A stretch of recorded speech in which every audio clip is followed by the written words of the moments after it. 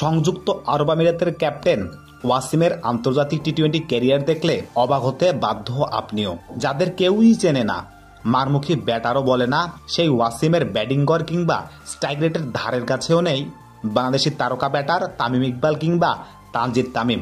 ওয়াসিম আন্তর্জাতিক টি-20 খেলেছেন 100টা, রান করেছেন 3,314, গড়টাও ঈর্ষণীয় 36.02, স্ট্রাইক রেটও 153.14। যে স্ট্রাইক রেট তামিম ইকবাল কেন বাংলাদেশি কোনো ব্যাটারেরই নেই।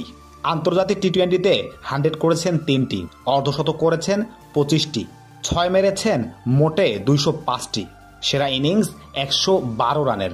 এর বিপরীতে তামিম ইকবালের টি-20 ক্যারিয়ার দেখলে অবাক হতে বাধ্য আপনিও।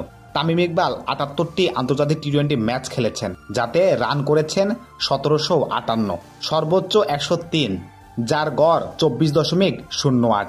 অবাক করার মতো ব্যাপার, সংযুক্ত আরব আমিরাতের ওপেনার ব্যাটারের গড় 36.08, কিন্তু বাংলাদেশের মতো দামি দামি একটি দলের ওপেনারের গড় 24.08।